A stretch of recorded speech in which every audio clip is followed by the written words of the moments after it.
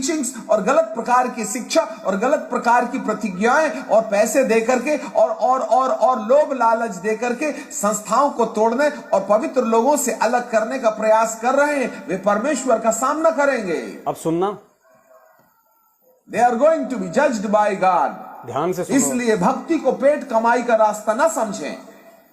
यह समय नहीं है अंत के दिनों में पैसा इकट्ठा करने का और 4 रोटी के लिए गलत सिद्धांतों को वेलकम करने का समय खत्म। 4 रोटियों के लिए भक्ति को पेट कमाई का धंधा मत बनाओ, यह समय नहीं है। अंत के समय में सामना करना पड़ेगा परमात्मा का। ध्यान से सुनो। का काम मेरे पवित्र स्थान से शुरू करो, जो झूठी शिक्षाएं दे दे करके साधारण लोगों को गुमराह कर रहे हैं। जितने लोग फॉल्स टीचिंग्स और गलत प्रकार की शिक्षा और गलत प्रकार की प्रतिज्ञाएं और पैसे दे करके और लोभ लालच दे करके संस्थाओं को तोड़ने और पवित्र लोगों से अलग करने का प्रयास कर रहे हैं, वे परमेश्वर का सामना करेंगे। They are going to be judged by God. इसलिए भक्ति को जो झूठी, ध्यान से सुनना, इसमें एक पॉइंट कह रहा है ये, they are going false teaching, जो गलत प्रचार कर रहे हैं और जो पैसे दे दे के, लोभ लालच दे दे के, गुमराह कर करके जो पवित्र आत्माओं से लोगों को दूर कर रहे हैं। पवित्र आत्मा कौन? सत्सेवक, जो पवित्र आत्माओं से तोड़ने का काम कर रहे हैं। ये मैनेजमेंट वाले झूठे आदेश दे दे के, लोगों को डरा के, धमका के, गुरुद्रोही होने का भय दिखा के, मार के, पीट के, उनके घरों पे जा जाके जो उनको पवित्र आत्माओं से तोड़ने का काम कर रहे हैं, जो सत्सेवकों से तोड़ने का काम कर रहे हैं, उनको परमात्मा का सामना करना पड़ेगा अंत के समय में। और भक्ति को पेट कमाई का साधन मत समझो। अब आगे देखना क्या होगा। में खड़े हुए हैं जो परमेश्वर के दास के नाम से जाने जाते हैं, उनके गिरने का समय आ गया है, क्योंकि परमेश्वर ऐसे झूठे सेवकों को कलीसिया से अलग कर देगा। मारने का काम मेरे पवित्र स्थान से शुरू करो, जो झूठी शिक्षाएं दे दे करके साधारण लोगों को गुमराह कर रहे हैं। जितने लोग फॉल्स टीचिंग्स और गलत प्रकार की शिक्षा और गलत प्रकार की प्रतिज्ञाएं और पैसे दे करके और लोभ लालच देकर और गलत प्रकार की प्रतिज्ञाएं और पैसे दे करके और लोभ लालच दे करके संस्थाओं को तोड़ने और पवित्र लोगों से अलग करने का प्रयास कर रहे हैं, वे परमेश्वर का सामना करेंगे। पवित्र लोगों से तोड़ने का काम कर they are going to be judged by God. इसलिए भक्ति को पेट कमाई का रास्ता ना समझें। ये समय नहीं है अंत के दिनों में पैसा इकट्ठा करने का और 4 रोटी के लिए गलत सिद्धांतों को वेलकम करने का समय खत्म हो गया है। 4 रोटियों के लिए गलत सिद्धांतों को वेलकम करने का समय खत्म हो गया है। 4 रोटी के लिए यानी माया प्राप्ति के लिए, सुख सुविधाओं के लिए, अपनी अय्यासियों के लिए गलत सिद्धांतों को वेलकम करने का समय नहीं है। तो आज संत रामपाल जी महाराज जी की संगत में माया प्राप्ति के लिए गलत सिद्धांतों को वेलकम कौन कर रहा है? भक्ति में राजनीति को किसने घुसाया? इस गलत सिद्धांत को किसने वेलकम किया? गुरुदेव ने तो सन 1994 से 2014 तक कभी भी राजनीति को वेलकम नहीं किया। ये किसने वेलकम किया इस गलत सिद्धांत को? गुरुजी के टाइम में क्या कभी जाट आरक्षण नहीं हुआ था? हरियाणा में खूब हुए थे। गुरुजी ने कभी किसी को आदेश नहीं दिया जाट आरक्षण में जाने का। इन गलत सिद्धांतों को गुरुजी के जेल जाते ही किसने वेलकम किया? इसने। गुरुजी ने तो कभी भी गुंडू की सीबीआई जांच का समर्थन नहीं किया। गुरुजी के जेल जाते ही इस गलत सिद्धांत को किसने वेलकम किया? आनंदपाल सिंह की सीबीआई जांच के लिए भक्तों को जगत वालों के साथ किसने बैठाया? किसने उनको 5 लाख का चेक दिया? ये रक्तदान, देहदान, ये गलत सिद्धांतों को किसने वेलकम किया? ये सब कुछ इसी संगत में हो रहा है। ये सारी भविष्यवाणियां इसी संगत के लिए हैं।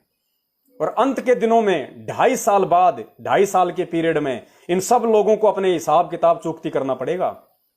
कर लो मौज मस्ती 6 महीने और, संगत के दान पे और हराम के टूक तोड़ लो, गाड़ियों में घूम लो, कोई दिक्कत नहीं। बैतूल में जो स्विमिंग पूल बना दिए तुमने आश्रम में 2, उनमें नहा लो डुबकियां लगा लगा के, कोई दिक्कत नहीं। अंत के दिनों में तुमने सामना करना पड़ेगा परमेश्वर का, क्योंकि तुम फॉल्स टीचर हो।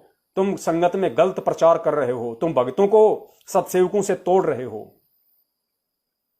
जितने भी संस्थाएं गलत सिद्धांत लेकर के खड़ी हैं, उनके पास में बांटने के लिए बहुत पैसा है, और जो लोग सही सिद्धांत पर खड़े हैं वो आज भी प्लास्टिक और एल्यूमिनियम का कटोरा लेके गलत सिद्धांतों पे चलने वाली संगत के पास में आज खूब पैसा है।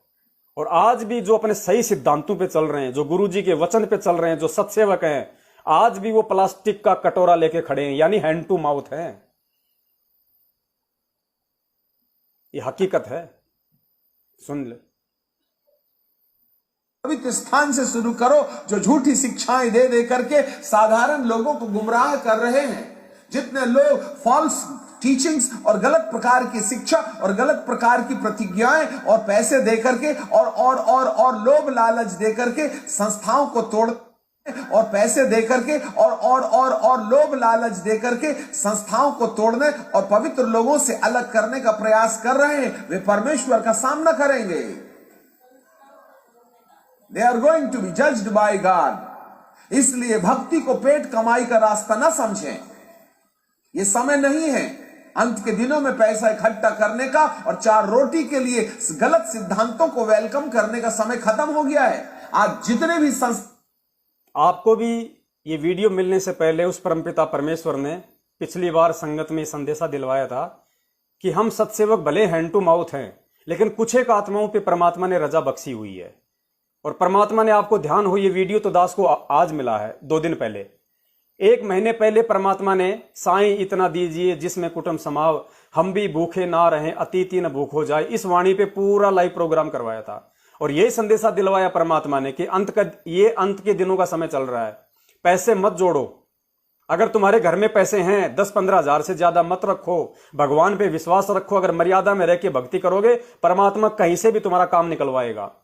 और तुम्हारे घर में जो अनाप शनाप जो पैसा रखा हुआ है, अनाप शनाप जो सोना चांदी, उसको बेच दो। आने वाले समय में वो मिट्टी के भाव हो जाएगा, उसको कोई नहीं खरीदेगा।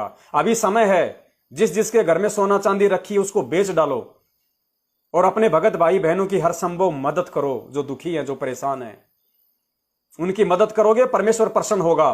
और परमेश्वर कहते हैं देते को हर देत है जहां तहां से आण।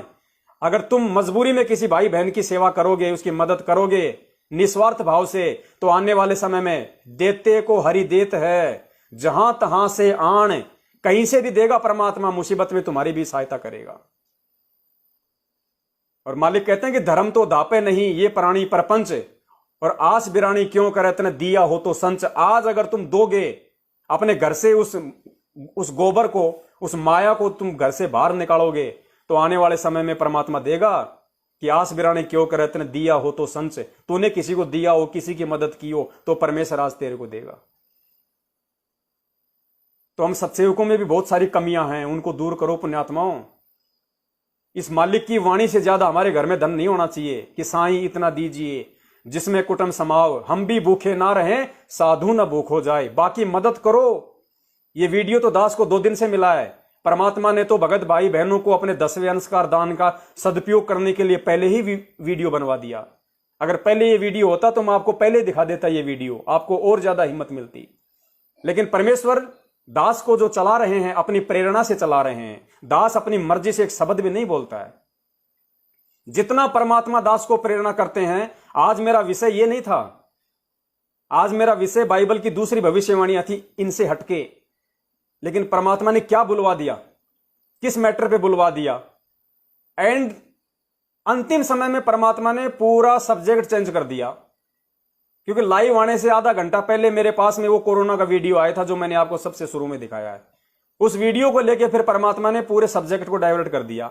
आपको जो मैं सुना रहा हूं, ये आज का मेरा सब्जेक्ट नहीं था। आज का सब्जेक्ट लाइव प्रोग्राम का दूसरा था, जिसपे 3 घंटे हमने बोलना था। अब वो परमात्मा अगली बार बुलवाएंगे। लेकिन जो परमेश्वर ने करवाना होगा वही होगा। आप और मेरी नहीं चलेगी बिल्कुल भी, क्योंकि बुलवाने वाला परमात्मा है। आप और हम केवल निमित्त बन के बैठे हुए हैं। हमारी कोई औकात नहीं, हम 2 कौड़ी के जीव हैं। हमें अपनी औकात का अच्छे से पता है। तो परमात्मा ने पहले ही बुलवा दिया था उस वीडियो में कि भैया साईं इतना दीजिए जिसमें कुटुंब समाव, हम भी भूखे ना रहें, साधु ना भूखा जाए। और फिर देखना परमात्मा उन अंत के समय में, जो परमेश्वर ने अपने वचन बोले हुए हैं कि घर में अगर आटा नहीं होगा, परमात्मा मटका भर देगा, तेल का पीपा भर देगा परमात्मा। और वो परमात्मा ने वाणी बोली है, तो पुण्यात्मा वो समय भी आएगा, वो विपत्ति का समय भी आएगा। और परमेश्वर अपनी वाणी के अनुसार अपने बच्चों को विश्वास दिलाने के लिए, आप देख लेना, जो सत भक्ति कर रहे हैं, जो सत्सेवक हैं, जो मर्यादा में हैं, परमेश्वर उनके आटे का पीपा भरेगा। ताकि उन आत्माओं का और दृढ़ विश्वास हो भरेगा उनका, जो आज अपने घर से खजाना खाली करेंगे, जो उस माया रूपी गोबर को आज अपने घर से बाहर निकालेंगे, जिन्होंने अपने घर में 10वें अंश को रखा हुआ है, जिन्होंने दान के पैसे रखे हुए हैं, जिनके घर में अनाप शनाप सोना चांदी रखा हुआ है, उस काल को अपने घर से बाहर निकालेंगे, उसको बेचेंगे। और परमेश्वर ने जो सुविधा शुरू करवाई है, ये पुण्यात्माओं मैंने या कोई कजोड़ भगत जी ने या कोई मधु बहन ने अपनी तरफ से नहीं किया, और ना हम आपसे कोई पैसा रहेगा, लेकिन आप उस पैसे को परमेश्वर को दंडोत करके और कजोड़ भगत जी या मधु बहन के पास में लिखवा दो कि भगत जी मेरे पास में 10वें अंश का 20,000 है, 50,000 है, मैं भगत समाज की 1 लाख रुपए तक की मदद करना चाहता हूं उधार। उनसे एंट्री करवा दो, ताकि जब भी संगत में किसी को जरूरत होगी आप लोगों को परमात्मा निमित्त बना देगा। और देखो कितनी बड़ी दया, पैसा आपके घर में ही है, आपने केवल परमात्मा को संकल्प करना घर पे कि परमात्मा। थोड़ा सा डिस्कनेक्ट हो गया था पुण्यात्मा, फिर से जोड़ दिया परमात्मा ने, दया मालिक की। हालांकि ऐसा होता नहीं है, 2 बार डिस्कनेक्ट हुआ, 2 बार परमात्मा ने लाइव जोड़ दिया वापस, नहीं तो आप देखते हो हर बार मेरे को दोबारा लाइव आना पड़ता है। तो परमात्मा चाहते हैं कि संदेशा पूरा जाए। तो जितना भी पैसा आपके पास में फालतू का जो रखा हुआ है, उसको मधु बहन और कजोड़ भगत जी के पास में तुरंत एंट्री करवाओ। और देखो कितनी बड़ी दया परमेश्वर की, आप अपने सच्चे भाव से, अपनी सच्ची नीयत से भगत समाज की मदद हेतु आप उस पैसे को जैसे कजोड़ भगत जी और मधु बहन के पास एंट्री करवा दोगे, तुरंत आपकी सेवा लग गई परमात्मा के चरणों में। पैसा आपके घर में, कागज के टुकड़े आपके घर में रखे हैं, लेकिन आपने अपने आंतरिक भाव से परमेश्वर को दंडोत करके संकल्प कर दिया कि परमात्मा ये पैसा आपका है, आपके बच्चों के काम आएगा मालिक।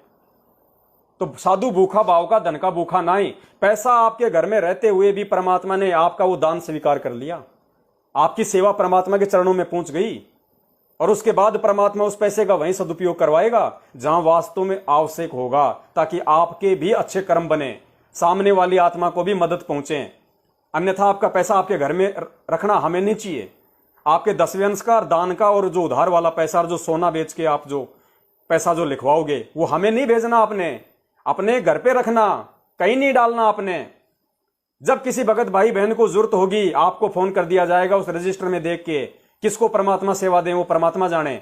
जिसका नंबर आ गया उसी को परमात्मा फोन करवा देंगे कि भगत जी इस भाई को जरूरत है, ये लो इसका फोन नंबर, ये लो इसके खाता नंबर, डायरेक्ट बात करो और उस भाई के खाते में डालो। ये सेवा चलेगी पुण्यात्माओं। आपके भी पुण्य, सामने वाले की भी मदद हो रही है। ना आपके मन में कोई दोष, ना कोई छल कपट कि हमने तो पवनदास के खाते में डाल दिए थे, हमने तो कजोड़ भगत जी के खाते में डाल दिए थे, पता नहीं सेवा लगी कि नहीं लगी।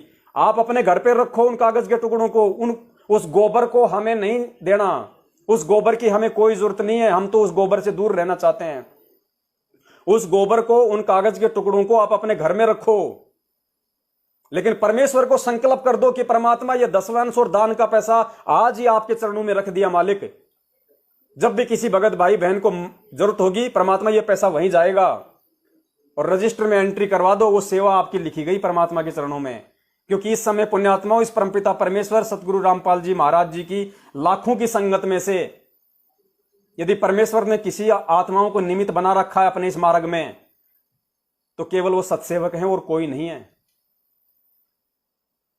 और इन्हीं के मार्फत परमात्मा अपनी सेना तैयार कर रहे हैं आने वाले समय के लिए, जो परमेश्वर के नजदीक भी रहेंगी और जो परमेश्वर की हर क्षेत्र में सेवा भी करेंगी। ये मैनेजमेंट के पीछे लगे हुए लोग, इन भविष्यवाणियों में आप अच्छे से सुनते जा रहे हो इनके साथ में क्या होने वाला है। ये खुद भी मरेंगे और इनके पीछे लगे हुए लोग भी मरेंगे। मरने का मतलब मैं कोई श्राप नहीं दे रहा, इनके जो वर्तमान के जो कर्म हैं, जो कुकर्म हैं, उनके परिणाम आने वाले 2.5 साल में ये आपको भोगते हुए दिखाई दे देंगे। मैं भविष्यवाणी की बात कर रहा हूं। बाकी उस परमेश्वर की अपनी मर्जी है, वो चाहे तो टाइम को बढ़ा भी सकता है, चाहे तो वो 2.5 साल से कम भी कर सकता है। क्योंकि एडमिन भक्ति मार्ग का बंदी छोड़ सतगुरु रामपाल जी महाराज है, और एडमिन के हाथ में ऑप्शन होता है कम ज्यादा करने का। लेकिन अकॉर्डिंग टू भविष्यवाणियों के जो पूरा विश्व के भविष्य वक्ता बोल रहे हैं, उसके अकॉर्डिंग ऐसा होना ही होना है। बाकी उस परमेश्वर की मर्जी है। अगर कोई समय रहते समय याचना कर ले, ये मैनेजमेंट भी अगर नाक रगड़ ले, अपनी गलतियों की समय याचना कर ले, और ये पाप कर्म करने से अगर पीछे हट जाए और संगत को यदि सत्य रास्ते पे ले आए, तो परमात्मा इनको भी क्षमा करेगा, वो दयालु है। लेकिन ये नहीं करेंगे क्योंकि ये लूसीफर के एजेंट है, ये डायरेक्ट ये काल के एजेंट है, शैतान के गुलाम है। इनकी सेवा ही संगत को तोड़ने की है, जोड़ने की नहीं। तो इनके साथ वही होना है जो भविष्यवाणियों में लिख दिया गया है।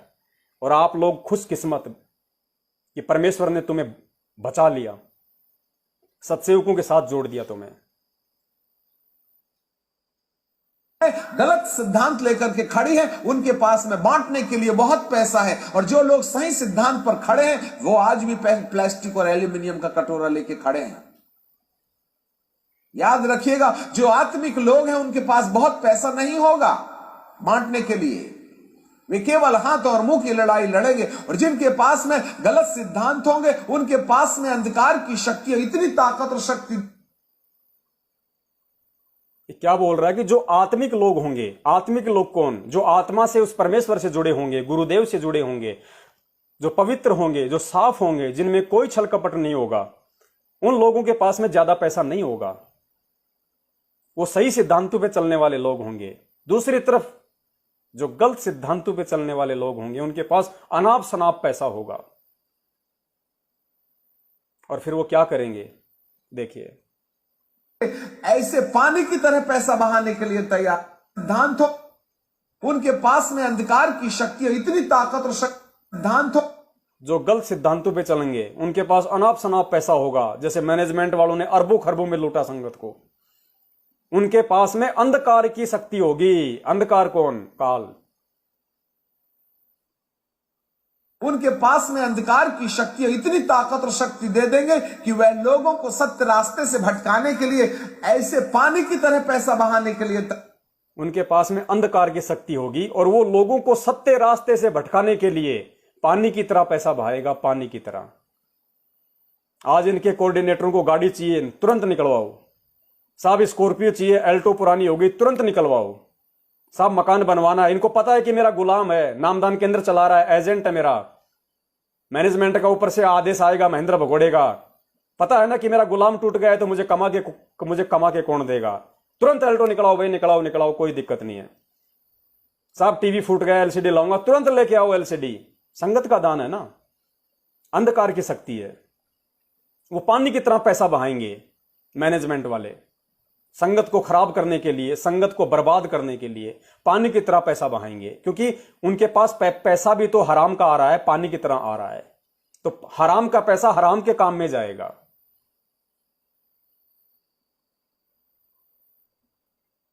ताकत और शक्ति दे देंगे कि वह लोग देंगे,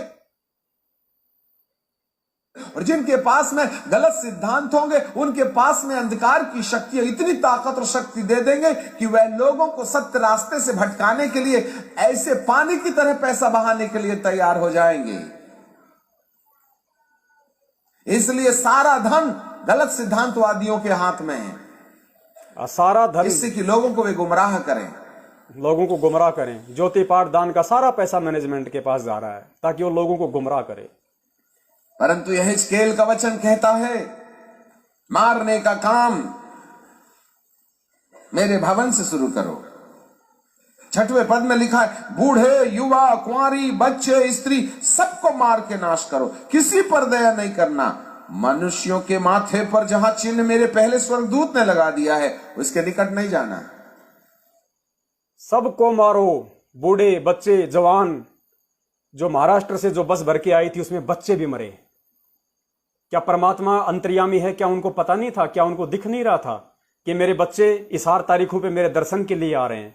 वो तो भगवान के लिए जा रहे थे ना, पूरे 40 भगत 2 गाड़ियां भर के। तो जो भगवान के लिए अपने घर से निकलता है, परमात्मा उसकी तो रक्षा करता है भाई। बच्चे भी क्यों मर गए? 13 की मौत हुई अकाल दर्दनाक एक्सीडेंट में, 4 की तो गर्दन धड़ से अलग हो गई, किसी का पैर कट गया, किसी का हाथ कट गया, छोटे छोटे बच्चे भी उनमें मारे गए। क्या गुरुदेव रक्षा करने में समर्थ नहीं थे? लेकिन नहीं की समर्थ ने रक्षा। क्यों? क्योंकि वो परमेश्वर के वचन पे नहीं, वो मैनेजमेंट के वचन पे चल रहे थे, काल के वचन पे चल रहे थे। क्योंकि इस 8 तारीखों पे बुलाने का आदेश गुरुदेव का नहीं। गुरुदेव तो चाहते हैं मेरे बच्चे घर बैठ के समय का सदुपयोग करें, भक्ति करें, लेकिन वो मैनेजमेंट के वचन पे चले, काल के वचन पे चले, तो मारने का काम शुरू हो गया कि दया मत करो किसी पे भी। जो मेरे वचन से हटके चले उस पे बिल्कुल दया मत करो, चाहे कुंवारी हो, चाहे बूढ़ी हो, चाहे बच्चा हो, चाहे जवान हो, कोई भी हो, बिल्कुल उस पे दया मत करो।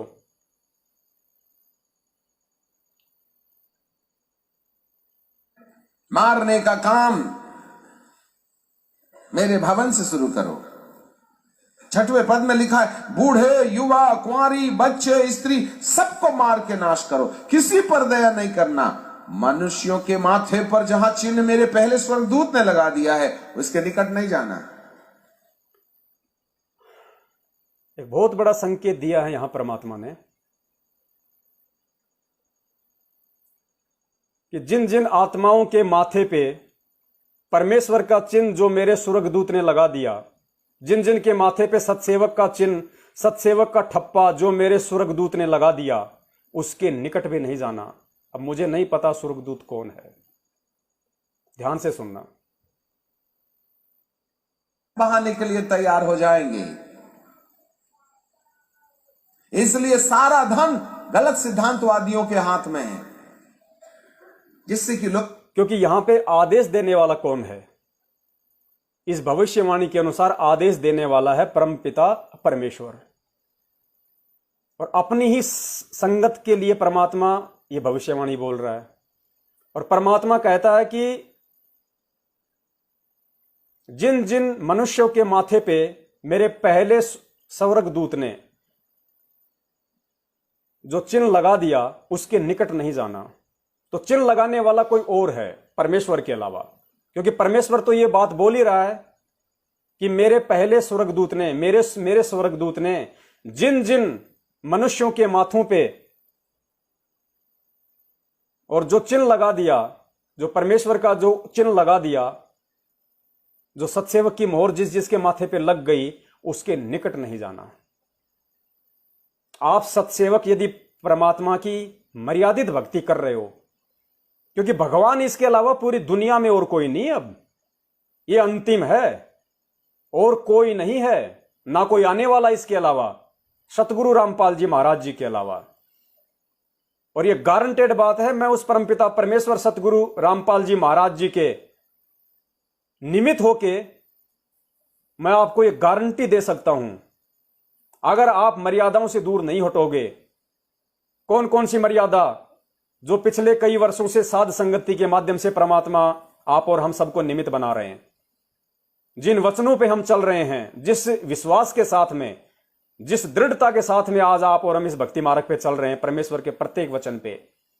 एक छोटी सी वैक्सीन थी, वो भी हमने नहीं लगवाई और ना लगवाएंगे, क्योंकि परमेश्वर का वचन क्या कहता है कि तुमने चमड़े के जूते, बेल्ट कुछ भी इस्तेमाल नहीं करना, क्योंकि ये जानवरों को मारा जाता है, धंधा है, व्यापार है। तो वैक्सीन भी तो आज व्यापार है, धंधा है। और वैक्सीन में क्या है? गाय, गर्भवती गाय, उसको जीवित को मारा जाता है, उसके पेट में जो नवजात जो बछड़ा होता है, फिर उसको निकाला जाता है, फिर उसको मारा जाता है, फिर उसके हृदय से, उसके हार्ट से, उसके दिल से मोटी सुई चुबो के खून निकाला जाता है, उस खून का सीरम बनता है, उस सीरम इस वैक्सीन में डलता है। और वो वैक्सीन फिर एक भगत लगवाएगा। इससे अच्छा तो खुद अपनी गर्दन अपने हाथ से काट ले। कम से कम लोग ये तो नहीं कहेंगे कि संत रामपाल जी महाराज जी का भगत था। और मैनेजमेंट वाले क्या कर रहे हैं? कालदूत फोटो, वैक्सीन लगवा के फोटो भिजवा रहे हैं, देखो पहली डोज लग गई, दूसरी डोज लग गई, संगत में वायरल कर रहे हैं कि हमने डोज लगवा ली, खुश हो रहे हैं। उन्हें यह नहीं पता कि वो कर क्या रहे हैं, क्योंकि उन्होंने इस भविष्यवाणी के अनुसार समझौता पूर्ण जीवन जीने का फैसला कर लिया काल के साथ। उन्होंने काल के सामने अपने आप को सरेंडर कर दिया, वो शैतान के चरणों में लौट गए, उन्होंने समझौता कर लिया काल के साथ। हम नहीं करेंगे, हम नहीं करेंगे, चाहे गर्दन धड़ से अलग हो जाए, हम शैतान से समझौता नहीं करेंगे, हम काल से समझौता नहीं करेंगे, हम परमेश्वर के वचन को नहीं तोड़ेंगे। और अगर इस वैक्सीन में यदि गाय का खून का सीरम भी ना हो तो भी हम नहीं लगवाएंगे। क्यों नहीं लगवाएंगे? क्योंकि हमें किसी बीमारी का कोई भय नहीं है।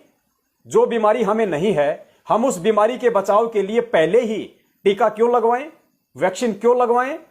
जब हमें बीमारी नहीं है, उस बीमारी के भय के लिए हम पहले टीका क्यों लगवाएं? फिर हम भक्ति किस लिए कर रहे हैं? हम चरणामृत किस लिए लेते हैं? प्रसाद किस लिए खाते हैं? आरती, मंत्र, सुमरन, सत्संग किस लिए करते हैं? ये साध संगति किस लिए हो रही है?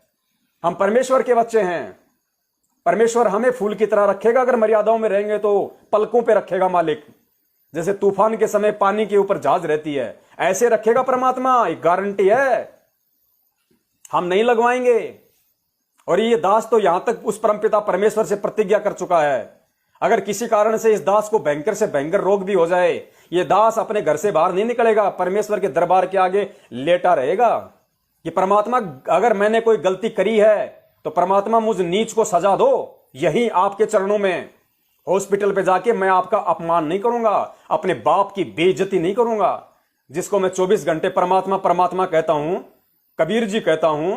और जब दुख तकलीफ संकट मेरे ऊपर आएगा, ऐसी कोई महामारी, तो मैं एक डॉक्टर पे विश्वास करूंगा, एक 2 कौड़ी के जीव पे मैं विश्वास करूंगा, उसकी 5 रुपए की दवाई पे मैं विश्वास करूंगा, अपने बाप से अविश्वास करके, जिसने उस डॉक्टर को भी बनाया, जिसने उस मेडिकल साइंस को भी जिसने बनाया। तो मेरा परमेश्वर मुझे कहता है कि नालायक, इतना विश्वासी बन कि जितना विश्वास तू एक डॉक्टर के द्वारा बनाई गई 5 रुपए की टेबलेट पे कर रहा है, उतना विश्वास अगर तू मेरी भक्ति पे कर ले, मेरे ऊपर कर ले, मैं तेरे को बीमारी ना होने दूं। क्योंकि विचार कर, जिस 5 रुपए की टेबलेट पे तू इतना विश्वास कर रहा है कि मेरा रोग ठीक हो जाएगा, उस टेबलेट को किसने बनाया? एक इंसान ने बनाया। और नालायक, उस इंसान को किसने बनाया?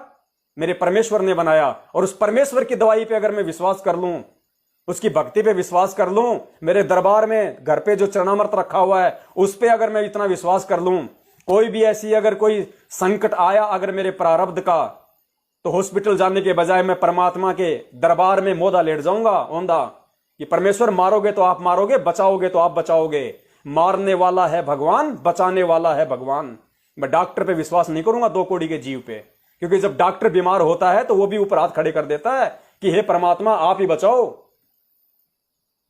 तो इतना विश्वास जब तुझे हो जाएगा तो दुनिया की कोई भी ताकत नहीं है जो तेरे पास आके तुझे दुखी कर सके। इसलिए परमात्मा कहते हैं कि सतगुरु शरण शरणाई, शरण गए कछु भय नहीं व्यापे, रोग शोग छल छिद्र न व्यापे, सन्मुख न ठहराई। रोग शोग छल, रोग यानी रोग महामारियां, शोग यानी दुख, छल यानी कोई धोखाधड़ी मेरे भगत पे काम नहीं करेगी। रोग शोग छल छिद्र न व्यापे, दूरी जात रंगाई, बीर बेताल बाण ना लागे, यम के कोट ढहाई। 98 प्रकार की मूठ होती है, जंत्र मंत्र तंत्र वशीकरण मेरे भगत पे काम नहीं करेंगे, गुरुदेव कहते हैं। तो मैं अपने बाप पे अविश्वास क्यों करूं? मैं क्यों हॉस्पिटल की तरफ दौड़ूं? मेरा हॉस्पिटल मेरे परमात्मा का दरबार है, उससे बड़ा हॉस्पिटल दुनिया में नहीं है। जो दरबार मैंने अपने बाप का अपने घर पे लगाया हुआ है, फिर क्या मैं दीवारों के सामने आरती करता हूं? फिर क्या मैं रोजाना दीवारों के सामने प्रार्थना करता हूं? अगर मुझे इतना भी विश्वास नहीं है कि मेरा बाप मेरी प्रार्थना नहीं सुन रहा, इतना विश्वास जिस दिन हो जाएगा उस दिन पुण्यात्मा धरती पे सतयुग शुरू हो जाएगा। फिर सतयुग के प्राणी डॉक्टरों के पास नहीं जाते थे, सतयुग के प्राणी डॉक्टरों के पास नहीं जाया करते थे, सतयुग के प्राणी परमात्मा को याद करते थे ऐसे विपत्ति के समय में, और परमेश्वर तुरंत उनको लाभ दे देता था। तो आज परमात्मा सतयुग लाना चाह रहे हैं धरती पे, तो सतयुग लाने में सहयोग कौन करेगा? आप और हम नीचे तो करेंगे। उस परमेश्वर के बच्चे ही तो सतयुग लाने में अपने बाप का सहयोग करेंगे। और जब ऐसा कोई समय आता है तो हम हॉस्पिटलों की तरफ दौड़ लेते हैं।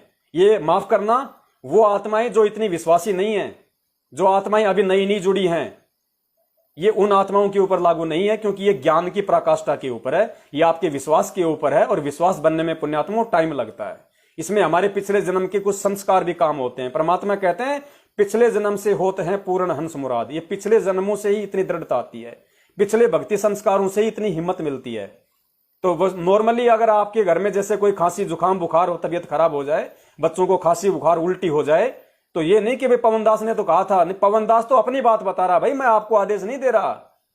आप लोगों को डॉक्टर के पास भी जाना है, आपको दिखाना भी है, गोली दवाई भी लेनी है, ऐसी कोई बात नहीं है। लेकिन जब एक समय आपको विश्वास हो जाए, अपनी अंतरात्मा से जब आवाज आ जाए, उस समय की बात है ये। तो अभी आप ये गलती ना करना, उसमें टाइम लगेगा।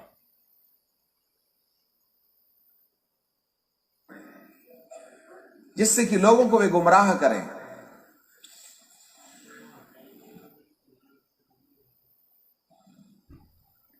परंतु यह हिजकेल का वचन कहता है, मारने का काम मेरे भवन से शुरू करो। 6वें पद में लिखा है, बूढ़े युवा कुंवारी बच्चे स्त्री सबको मार के नाश करो, किसी पर दया नहीं करना।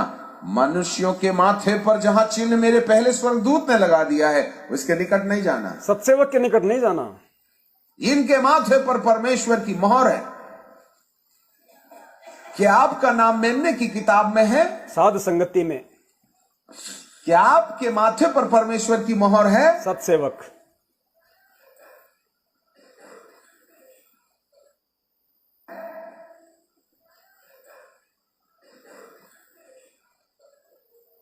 मेरे पवित्र स्थान से आरंभ करो।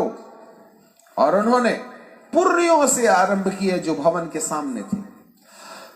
The first judgment will come upon the people of God. सबसे पहला न्याय पादरियों के ऊपर से आएगा। सबसे पहला न्याय पादरियों के ऊपर से आएगा। पादरी मतलब जो झूठी शिक्षा प्रचार करते हैं। कोऑर्डिनेटर, नामदान संचालक, सतलोक आश्रम मैनेजमेंट हरियाणा। पहला न्याय यानी पहला कहर, पहली विपत्ति, पहले दुख आने वाले समय में इनके ऊपर आएंगे अब, क्योंकि ये अब वो समय गवा चुके हैं ताकि इनको भगवान इनको माफ करता। अब गुरुदेव की तरफ से इनको कोई समय याचना नहीं है इन लोगों को, क्योंकि ये सबसे बड़े झूठे प्रचारक है संगत में। सबसे ज्यादा संगत का बेड़ा गर्क इन लोगों ने किया है। तो सबसे पहला न्याय, सबसे पहला कहर उस परमात्मा की तरफ से पादरियों पे यानी इस मैनेजमेंट वालों पे आएगा, इन कोऑर्डिनेटरों पे आएगा।